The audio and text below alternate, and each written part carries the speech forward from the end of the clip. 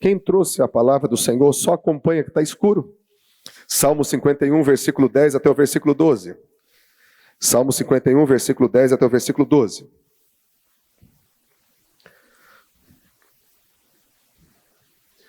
Esse aqui é o salmo do retorno de Davi, do retorno do grande rei Davi, quando ele fez o caminho de volta, no arrependimento até o Senhor. Salmo 51, versículo 10 até o versículo 12.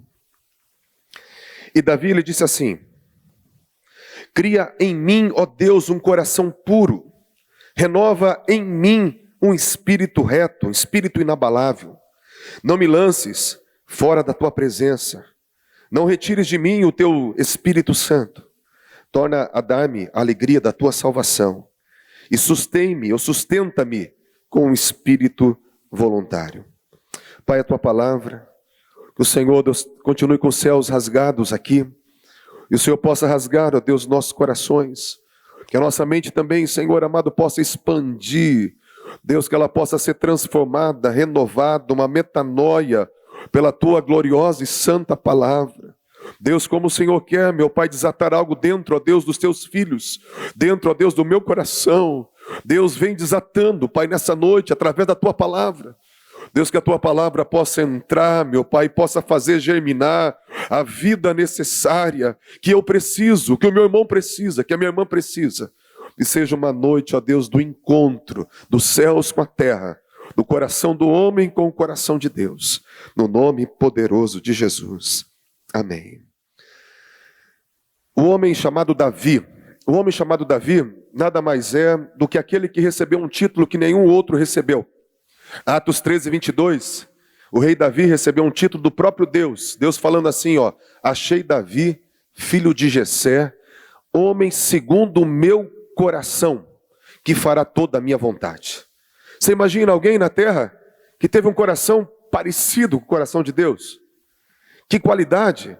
E isso não é ele se autoafirmando, ou alguém falando dele, mas o próprio Deus falando: eu achei Davi, homem que tem um coração parecido com o meu, um coração semelhante ao meu, um coração tão parecido com o meu, que ele fez a minha vontade, ele executou a minha vontade, porque ele conheceu o meu coração. Davi, como adorador, o que ele queria era estar diante do trono, o que ele queria era tocar o coração de Deus. Nessa adoração, contemplando aquele que é formoso, lindo, maravilhoso, ele dava ao Senhor o seu melhor. E ele queria retribuir pela beleza e por toda a generosidade que Deus tinha para com ele.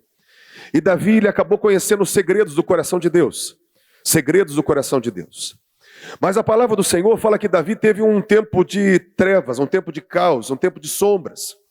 Foi quase 3 anos sem arrependimento, um pecado sem arrependimento. Davi, ele acabou no momento de fraqueza adulterando, nós conhecemos a história.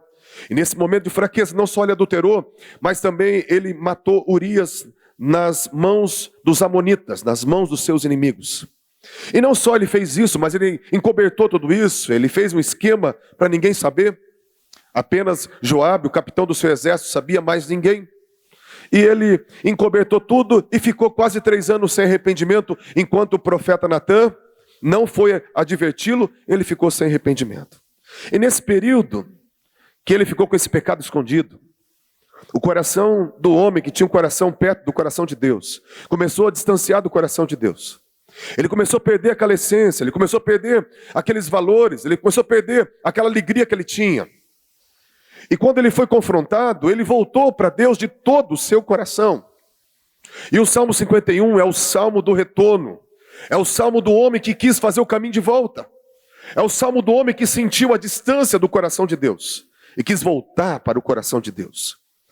E nesse salmo, ele fala de 6 valores que ele encontrou, 6 segredos que ele encontrou no coração de Deus e que se tornou uma prática de vida na sua vida e no seu coração. E esses 6 valores estão escritos aqui no meio desse salmo de quebrantamento, de arrependimento. É um segredo que nos tornou revelado porque ficou escrito para o nosso ensino. E fala assim: 6 valores, 6 segredos. Cria em mim, ó Deus, de novo, um coração puro. Davi, ele trocava a maldade pela bondade, trocava a imundícia pela pureza. Ele deixava o seu coração ser lavado todos os dias. E quando ele distanciou de Deus, ele começou a perder aquela pureza. E a primeira coisa que ele pediu, falou: Senhor, eu quero o valor da pureza. Cria em mim, ó Deus, um coração puro.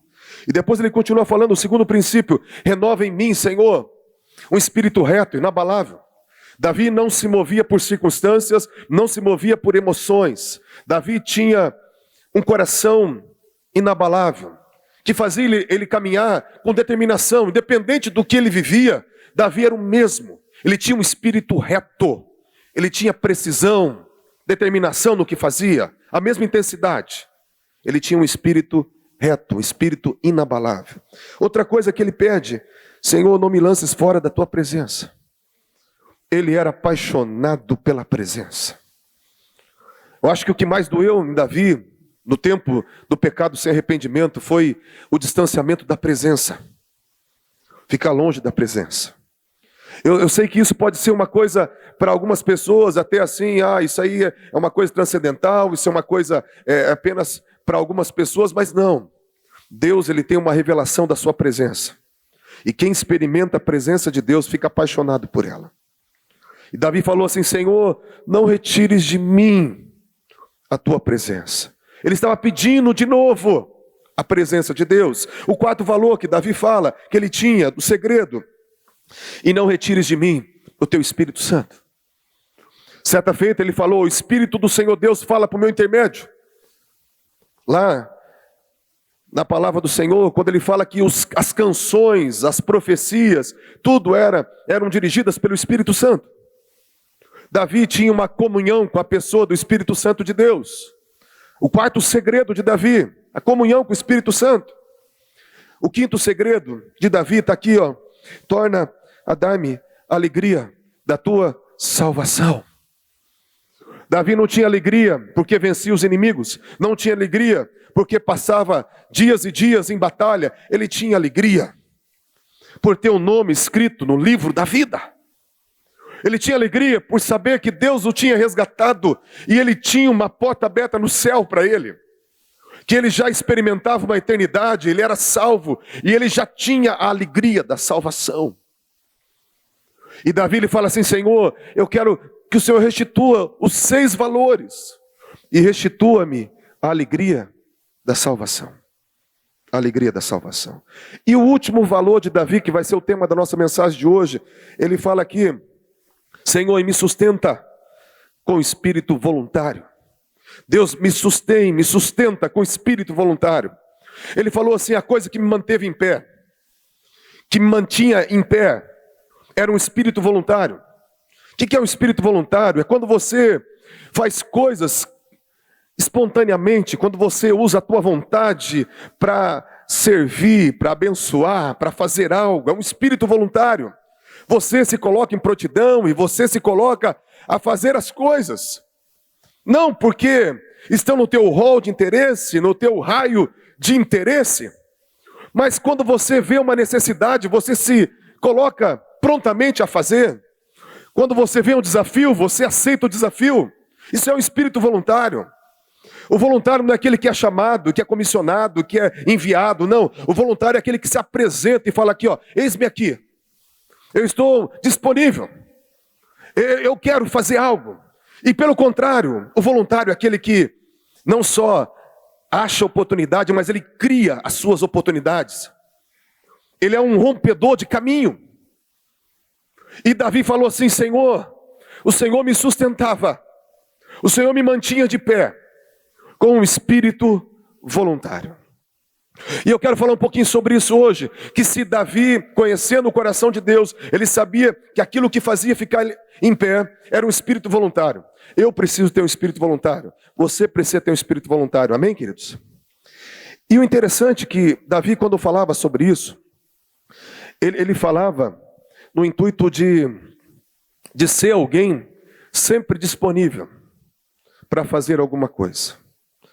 Eu penso que a pessoa, quando ela não tem um espírito voluntário, ela fica sempre querendo que alguém veja ela, sempre querendo que alguém note ela, que alguém acredite nela, que alguém invista nela, que alguém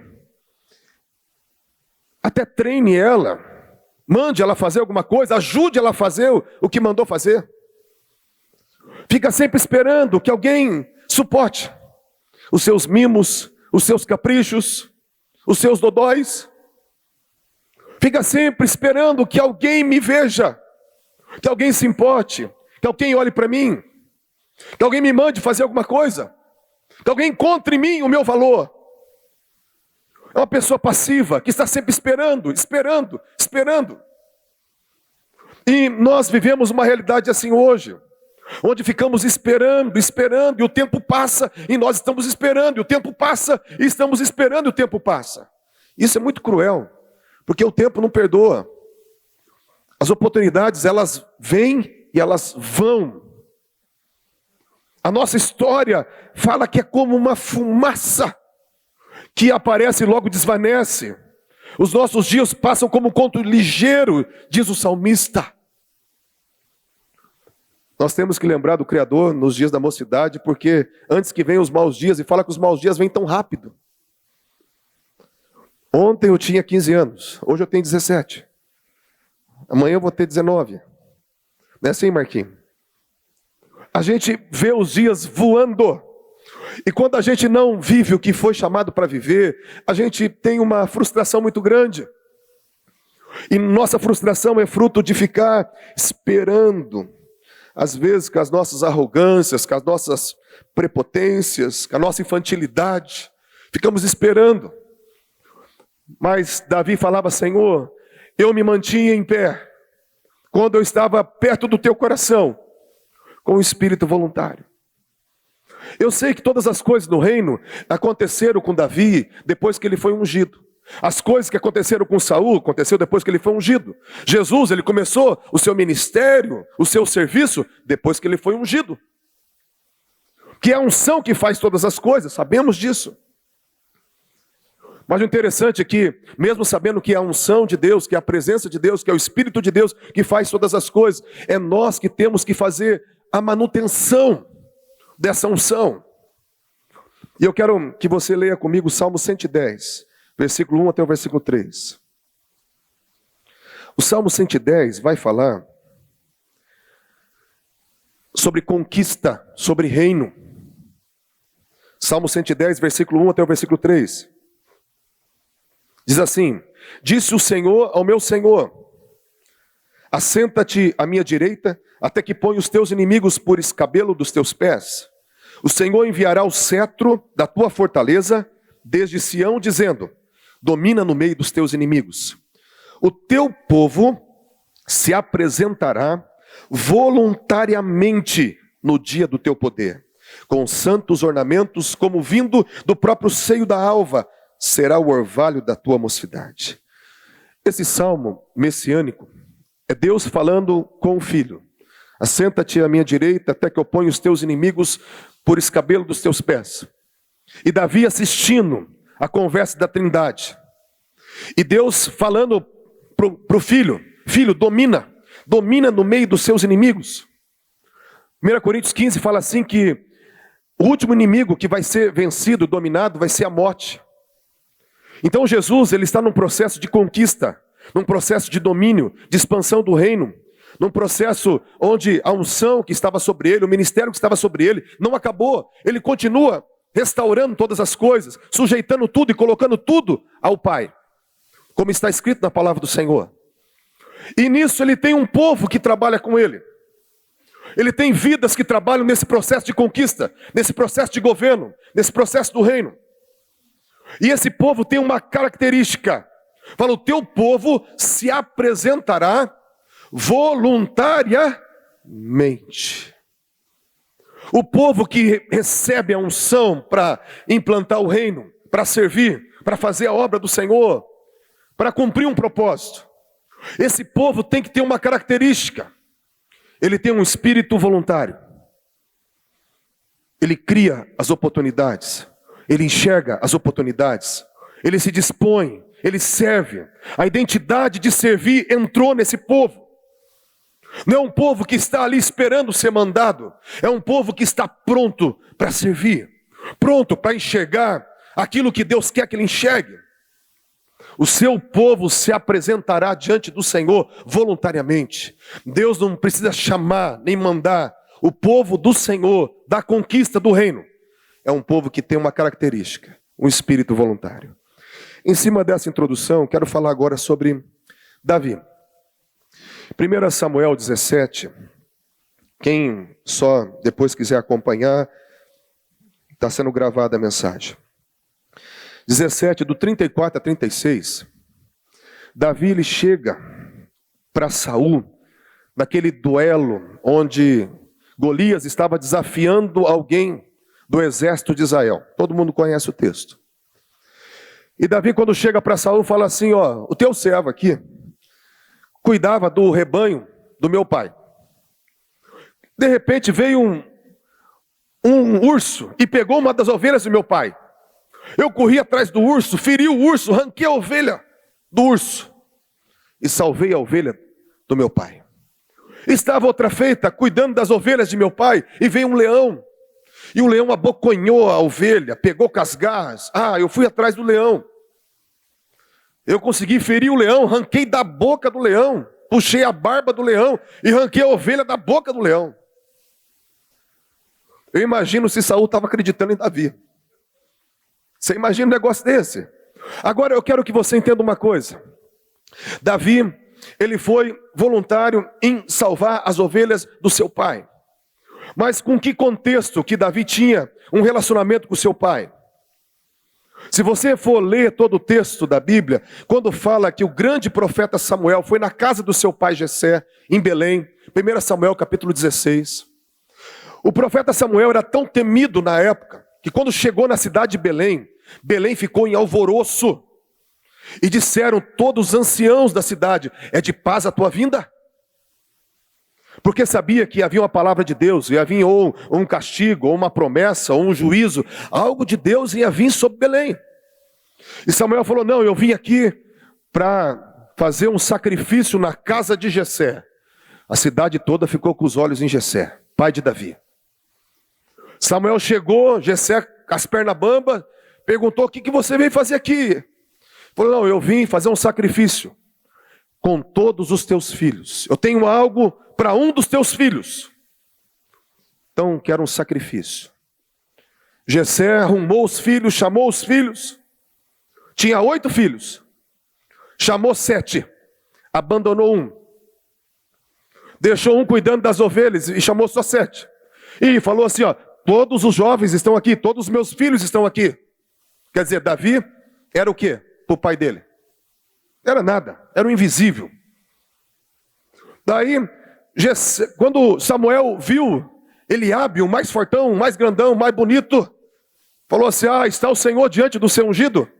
Daí, Deus falou assim: Samuel, Samuel, não olhe a aparência, não olhe a estatura, não olhe a altura, porque eu não vejo como vê o homem vê o exterior e eu vejo o coração, não é este.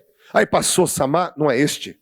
Passou outro irmão, não é este. Passou os 7 e Deus falou: não é nenhum dos 7. Aí Samuel, confuso, falou assim: ô Jessé, cadê os filhos? Acabou os jovens? Ele falou: ficou um. Eu larguei um lá cuidando das ovelhas.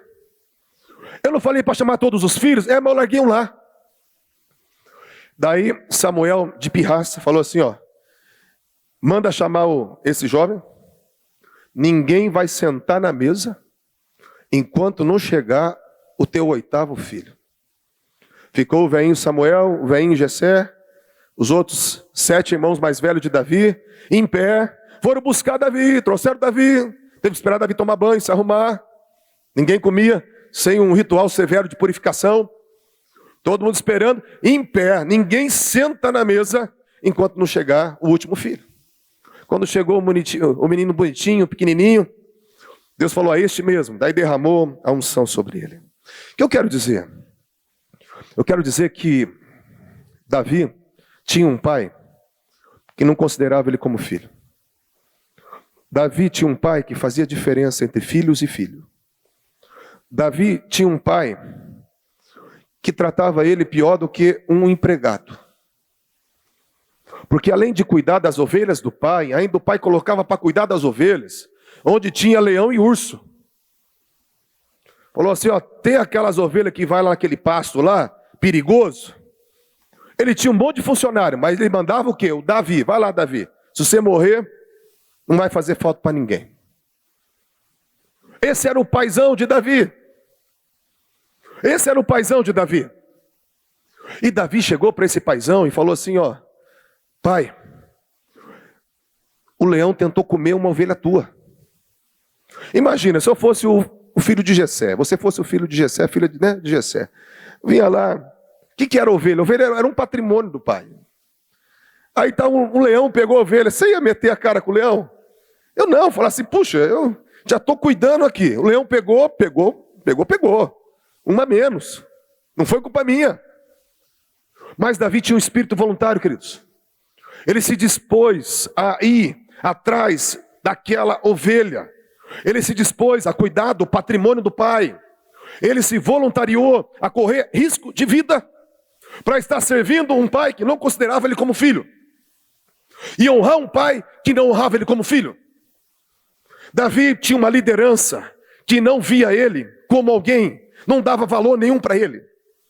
Mas ele honrou essa liderança, serviu essa liderança, cuidou das coisas dessa liderança, colocando em risco a sua própria vida.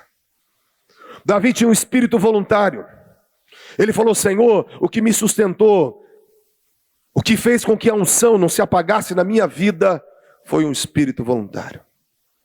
Daí de novo, amado, tem outra ocasião, onde houve aqui a guerra, eu estava falando sobre os filisteus com Israel, e Golias desafiou um homem. Aquele desafio para quem que era? Para Saul. A palavra do Senhor fala em 1 Samuel, capítulo 12, se não me engano, versículo 23 e 24. Fala que todo o exército de Israel, os mais altos, davam no ombro de Saul, os mais altos do povo. Os caras que tinham 2 metros de altura, não chegavam no ombro de Saul. Saul tinha mais ou menos 2,40 metros, 2,50 metros de altura. Era o mais bonito, era o mais forte, diz a palavra de Deus. E diz que Golias tinha 2,99 metros, tinha 3 metros de altura, então era 2,50 metros com 3 metros de altura. Gigante. 1 Samuel 14 fala que o exército filisteu tinha perdido já 2 batalhas para Israel. Era o exército vencedor lutando com o exército derrotado. Os filisteus eram o exército que vinha de derrota. Mas o problema é que antes Saul, o gigante Saul, ele era um ungido do Senhor, cheio do Espírito do Senhor. Fala que o Espírito do Senhor se apossou dele. E ele venceu as batalhas contra os amonitas, contra os filisteus. Mas agora, o Espírito Santo tinha saído de Saul. E fala aqui, 1 Samuel 16:13, o Espírito do Senhor saiu dele e um espírito maligno o atormentava. Ninguém sabia disso. Daí foram contratar um homem para tocar uma harpa, para expulsar o demônio de Saul.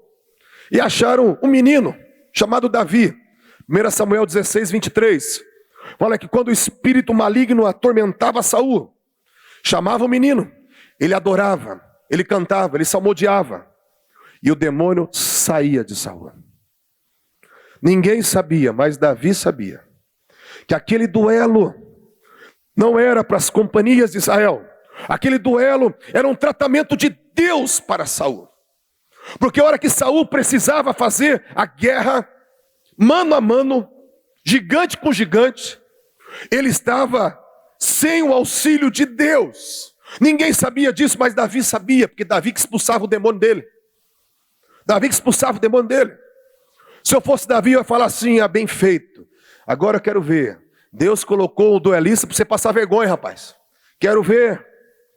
Se tivesse cheio do Espírito Santo, você tinha enfrentado. Se tivesse em comunhão com Deus, você tinha enfrentado essa guerra. Agora fica se acovardando aí. 40 dias se acovardando. Todo o exército de Israel sabia que a batalha era contra Golias e Saul. Aí chega o Davi, que sabe da história. 1 Samuel 17:32, ele fala assim: Saul, ó rei, não desfaleça o coração de ninguém, por causa desse incircunciso. Teu servo irá e pelejará contra este filisteu. O que é isso? Espírito voluntário. Ele se colocou na brecha por causa de um rei endemoniado. Um rei que estava sendo envergonhado já 40 dias, com todo o seu exército.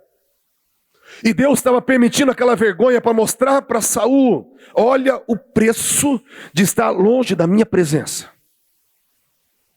Mas Davi, que sabia disso mais do que ninguém, tomou a frente e falou: ninguém vai agora desfalecer mais, ninguém vai se abater, ninguém vai ficar triste. Se você não quer ir, rei, era contigo o negócio. Se você não quer ir, eu vou. Tanto que Saul sabia que era com ele, pegou e falou assim: então pega as minhas armas, porque o negócio era comigo. Pega a minha armadura, minha espada, minha lança, meu escudo. Davi falou: você não precisa da tua armadura não. Pegou o estilingue dele, 5 pedrinhas, colocou na sacolinha das pedras, e pegou um pedaço de pau ainda. E foi para enfrentar Golias. Espírito voluntário. Espírito voluntário. A honra tanto era de Saul que a canção que se cantou depois foi qual? Saul matou os seus milhares, mas Davi matou os seus 10 milhares. Davi recebeu a honra que era de Saul. Aquele louvor, aquela honra era para Saul e Davi recebeu. Por causa disso, o que acontece? Davi é perseguido por Saul. Fez tudo certo. Liderou o exército, foi comandante do exército, fez todas as guerras, ajudou Israel a ser uma potência na época. Venceu todas as batalhas para Saul, honrou Saul, se tornou genro de Saul. E Saul pega e fica enciumado porque viu que Deus era com ele. E 2 vezes tentou matar Davi com lança e colocou o exército para perseguir Davi. E Davi fugiu para um lugar chamado Caverna de Adulão. E ele entrou nessa caverna de Adulão. Eu imagino, pensa comigo, ó, o menino recebeu um propósito de ser rei. Fez tudo certo, se voluntariou, venceu as guerras, honrou o rei. Estava sendo treinado para ser rei, fazendo as guerras de um rei, aprendendo a lidar com o povo. E agora, por injustiça, está sendo perseguido pelo próprio exército que ele estava dando a vida, pela própria nação que ele estava dando a vida, está sendo perseguido. Ele foi para uma caverna para chorar as suas mágoas. Ele foi para uma caverna porque ele não estava entendendo nada. Ele foi para uma caverna porque ele estava fugindo. Ele não estava entendendo o propósito de Deus. Deus, o Senhor falou que eu ia ser rei. O Senhor me ungiu para ser rei. Eu estava fazendo tudo certo. E agora eu estou aqui, Senhor, para ser morto pelo exército que eu estava liderando. Deus, não estou entendendo nada. E Davi foi para uma caverna para chorar o seu luto e a sua dor. Quando ele chegou nessa caverna, ele encontrou alguns camaradas ali. A palavra fala assim que tinha uma multidão dentro dessa caverna. Tinha 3 tipos de pessoa. Fala que homens que estavam em aflição, em aperto, que eram homicidas, pessoas assassinos, que agora eles tinham medo de serem mortos. Então eles fugiram, se esconderam naquela caverna. Naquela caverna tinha uma outra classe, que eram os endividados. Aqueles que não administraram a sua casa, não administraram suas finanças, perderam tudo, speed bancarrota, os derrotados da vida. Agora eles iam ser escravos, e para não ser escravos, eles fugiram para a caverna de Adulão. E tinha uma outra classe, fala assim, aqueles que estavam com o espírito angustiado, amargurados de espírito. Um grau de depressão tão grande, que a pessoa não conseguia mais nem ficar em casa. Uma depressão que a pessoa não conseguia mais nem se relacionar com a sua família. Uma amargura de espírito, traumatizados. Pessoas feridas, machucadas a tal ponto que não conseguiam mais ter uma vida social. Estavam nessa caverna. Agora eu quero que você imagine, só tinha esses 3 tipos de pessoas lá dentro. Como é que era a conversa lá dentro? Era uma lamúria. Porque a Bíblia fala assim, ó, Hebreus 12:15, que um só coração amargurado, uma só raiz de amargura, uma raiz de amargura contamina a muitos. Agora tinha aqui uma multidão de gente amargurada. Se um amargurado contamina um monte de gente, agora imagina juntar 500 amargurados numa caverna. Mas era um show de lamentação, era um rio de queixume, Era murmuração em cima de murmuração. Caverna fria, escura. Só tinha ais e lamentos lá dentro. Davi, quando foi se esconder nessa caverna, ele podia ter falado assim: Senhor, manda gente boa aqui para me consolar. Deus, traz alguém aqui com uma palavra de ânimo para mim. Sempre cuidei, sempre ajudei. Aí quando ele foi escutar a conversa do povo, fala que só tinha gente ali, ferida, assustada, destruída. A escória de Israel estava na caverna de Adulão. Era hora de Davi chorar o luto dele. Era hora de Davi entrar em crise. Era hora dele ficar na sua crise. Sabe quando você está mal? Você quer ficar sozinho? Quando você está mal, que você não quer ver ninguém? Sabe quando você está mal, que você não quer nem conversar com os outros? Eu lembro uma vez que eu tive crise do pânico. Foi até engraçado. Já tive crise do pânico 2 vezes. E uma das vezes que eu tive crise do pânico, eu cheguei na igreja e comecei a suar frio, calafrio, comecei a entrar em pânico mesmo. Quando eu via que estava chegando gente perto de mim, eu entrava em pânico. E começava a transpirar, parecia que eu ia desmaiar. Eu corria para minha casa, entrava no quarto, apagava a luz, ficava quietinho e melhorava. Daí os irmãos foram na igreja e a secretária falou assim: o pastor não está passando bem. Daí os irmãos ligaram um para o outro e falaram assim: vamos lá fazer visita para o pastor. Aí, quando eu estou no quarto assim quietinho, tinha uns 10 lá fora. Pastor, a gente veio aqui para conversar com o pastor ficar bem. Falou: meu Deus do céu, tudo que eu preciso é ficar sozinho. Não ver ninguém, não ouvir ninguém. E o povo acha que a gente precisa de gente o tempo todo. Porque tem hora que a gente precisa ficar só mesmo. E ficar ali e fazer uma reflexão da vida. Uma introspecção da vida. Olhar para a história, se encontrar, se organizar por dentro. Davi queria se organizar por dentro, e quando ele viu, estava um monte de gente depressivo, perdido, do seu lado. E Davi, o que ele fez? Foi embora da caverna e procurou outra caverna para ficar sozinho. Isso, né? Davi olhou para aquele cara e falou assim: vou fazer alguma coisa com esses caras. Pegou a sua harpinha, que ele deve ter levado a harpa, começou a cantar os seus salmos, começou a ensinar o que ele tinha de comunhão com Deus, começou a curar aquele povo, começou a quebrar as cadeias daquele povo, começou a tirar aquele povo da depressão, começou a tirar aquele povo do medo da morte, do medo da perseguição, do medo da vida, começou a tirar aquele povo daquela caverna escura, a caverna escura da alma, das angústias, dos medos, da fuga. Começou a arrancar um por um. E diz a palavra que aqueles homens, ele levantou como os 400 de Davi. Que foram os caras que foram os heróis de Davi. O exército de Davi se tornou como o exército de Deus, diz a palavra do Senhor. E os líderes, os heróis, os caras mais santos, mais curados, mais autoconfiantes, mais dependentes de Deus, foram aqueles caras da caverna de Adulão. Porque Davi olhou para aquela escória, para aquele bando de gente destruída, aquelas traias, e falou: vou fazer alguma coisa. Vou fazer alguma coisa. Está na hora da minha dor, está na hora do meu luto, está na hora das minhas lágrimas. Mas eu sou sustentado com o espírito voluntário. Eu, quando vejo uma necessidade, eu me disponho. Eu, quando vejo que eu posso fazer algo, eu me coloco a fazer. Eu, quando vejo que tem uma oportunidade de eu ser bênção na vida de alguém, eu vou ser. Se eu puder gastar a minha vida aproveitando cada segundo para servir, para tocar, para abençoar, para curar, para sorrir, para ser gentil, para dar uma palavra de ânimo, vou fazer da minha vida uma vida que vale a pena ser vivida. Eu vou ser sustentado, eu vou manter firme a minha chama, a minha unção com o espírito voluntário. Eu vou ser voluntário quando a liderança olhar para mim, quiser me destruir, eu vou honrar essa liderança e vou ser voluntário para abençoar essa casa, essa família. Eu vou ser voluntário quando eu ver que Deus está tratando com a pessoa, como Saul que estava sendo tratado por Deus. Eu vou ser voluntário, eu vou ser um canal de bênção, eu vou ser um intercessor, eu vou estender a mão.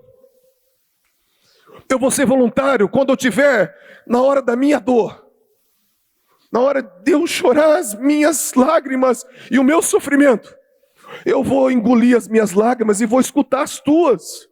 E vou emprestar o ouvido, emprestar o ombro. Porque nessas horas, esse espírito voluntário me mantém de pé. Me sustenta, ó Deus, com espírito voluntário. Davi encontrou isso no coração de Deus. Davi encontrou isso no coração de Deus. Davi não precisava ser mandado para fazer alguma coisa. Tem um texto que Jesus ele fala assim, Lucas 17:10, do servo que o seu Senhor chamou, ele falou assim, ó, vem, arruma a mesa para mim, toma um banho, ajeita tudo, eu como primeiro, depois você come. O servo foi, fez tudo que o seu Senhor mandou. E daí diz a palavra, Lucas 17:10, que fala assim, quando vocês fizerem tudo o que eu vos mando, vocês dirão depois, nós somos servos inúteis, porque fizemos só o que foi mandado fazer. Presta atenção, quando você faz o que é mandado fazer, você é uma pessoa prestativa, mas é inútil. Quando você faz algo porque alguém pediu para você fazer, você é prestativo. Isso tem valor, mas você é inútil. Sabe quando você toca o coração de Deus? Quando você caminha a segunda milha. Quando você faz além. Quando manda você dar R$5, você dá 10. Quando você faz quando ninguém está vendo. Quando você ajuda alguém a atravessar a rua. Quando você cede um lugar no ônibus. Quando você é gentil com alguém que te pede uma informação, quando você para o teu curso para ajudar alguém, quando você sorri para alguém na rua, quando você faz além. A pior coisa do mundo é você ter que puxar alguém para andar, gente. Eu falo agora como líder, eu falo agora como pastor, como alguém que já foi administrador e pastor presidente de uma igreja. A pior coisa do mundo é você fazer alguém andar. A melhor coisa do mundo é alguém que está andando e você corrigir a rota. A pessoa já anda, ela já corre. Você só fica atrás, opa, mais para a direita, mais para a esquerda. Mas quando você tem que mandar, cobrar, prestar conta, você trabalha para o outro. Eu tinha vontade de nem mais pedir. Quando eu tenho que pedir, depois tem que cobrar. Depois tem que ver se fez certo. E depois tem que fazer ali, pedir o feedback. Eu tinha vontade de falar assim, deixa que eu faço, vai. Deixa que eu faço. Está dando muito trabalho. Eu estou trabalhando dobrado. Você é o servo mais que inútil. Porque eu tenho que fazer para você e eu deixo de fazer o que eu tenho que fazer. Então, deixa que eu faço, vai. Senta aí no banco, não faz nada não. Gente, é terrível ter que puxar alguém. É terrível quando alguém fica esperando ser chamado. Será que vão me chamar? Será que vão me ver? Será que vão me notar? Será que vão acreditar no meu valor? Deus já acreditou no teu valor. O Espírito de Deus já veio sobre você. Você já foi ungido, capacitado. A unção para fazer a obra já está dentro de você. Agora o povo que conquista é um povo que tem um espírito voluntário. Fala, o que eu tenho que fazer? Eu e o Espírito Santo, nós já somos uma dupla invencível. O que eu tenho que fazer? Onde tem demônio? Onde tem o pior para fazer? Onde que é para lavar o banheiro? O que tem que fazer? Espírito voluntário. Alguém que se dispõe a fazer algo. Isso sustenta a sua vida, sustenta a sua fé. Ficar esperando, a vida é contra você, o relógio não é teu amigo. As oportunidades se sabotam, porque tudo passa e você está esperando. Alguém ainda um dia vai me notar. Alguém ainda um dia vai ver que eu tenho valor. Meu Deus, não é assim as coisas. Eu nunca quis ser pastor, nem sei se ainda eu quero. Acho que eu não quero ainda. Acho que eu não tenho jeito para alguma coisa. Mas uma coisa eu queria. Quem me conheceu dessa época sabe. Eu tinha prazer de falar de Jesus para todo mundo. De orar com todo mundo. Tinha mais ticket assim do que eu tenho hoje. Eu era mais estranho. Tem pessoas que me acham estranho. Eu sei, eu sou estranho. Eu não gosto nem de me ver na filmagem, eu sou estranho. Mas, todavia, eu quando eu achava uma oportunidade, eu me colocava na brecha. Para você ter uma base, a igreja na época tinha uma coisa, o Wesley sabe disso, que era um tempo onde tinha uma palavra que para mim era uma palavra terrível. Neófito. Tudo que eu ia fazer falava assim, você não pode fazer porque você é neófito. Neófito parecia uma praga mortífera. Parecia que eu estava inalando algo tóxico. Aquilo me fazia mal, as minhas entranhas assim me dava ânsia. E falavam para mim, você é neófito. Você não pode orar, você não pode pregar, você não pode fazer nada. Você é neófito.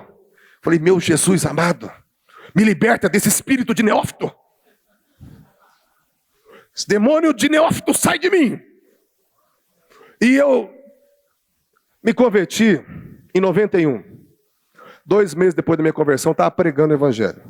A Anaí foi no primeiro culto, a Anaí aqui do Joãozinho. Joãozinho acabou de fazer os dízimos aqui. Ela falou assim, ela foi o primeiro culto que eu preguei. 2 meses depois que eu tinha aceitado Jesus. 2 meses depois. 17 anos de idade. Ela falou assim, Kleber, foi um fiasco. Ela falou assim, eu fiquei com vergonha por causa de você.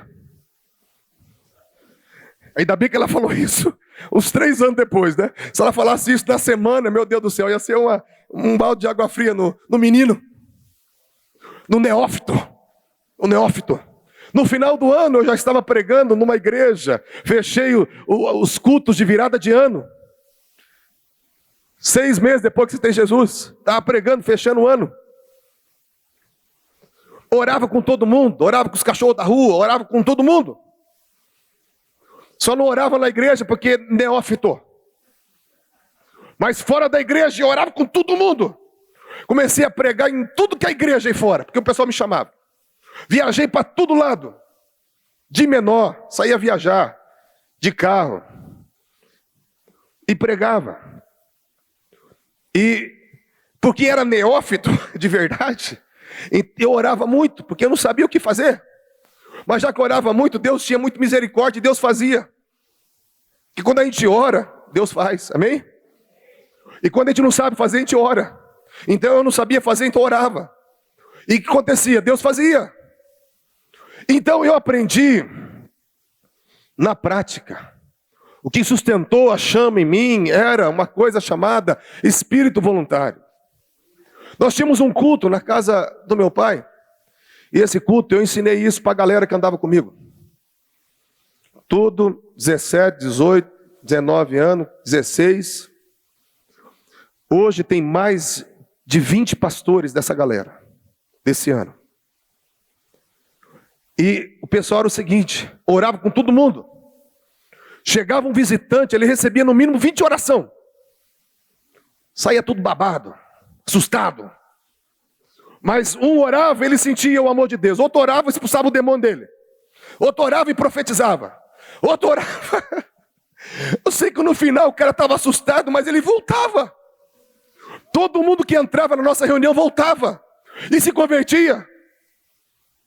Geralmente, no primeiro culto, eles saíam falando em línguas, sem nunca ter entrado numa igreja evangélica.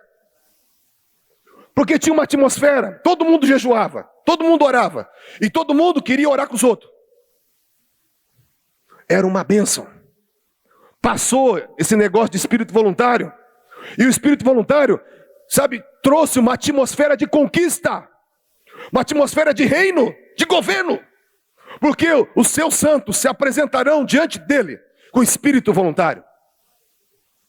Eles vão se apresentar, Senhor, eu estou aqui, o que o Senhor quer de mim?